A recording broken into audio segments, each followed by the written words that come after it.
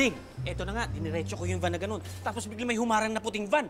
May bumabang dalawa. May daldalang baseball bat. Hahampasin kami ganun. Akala niya matatakot ako.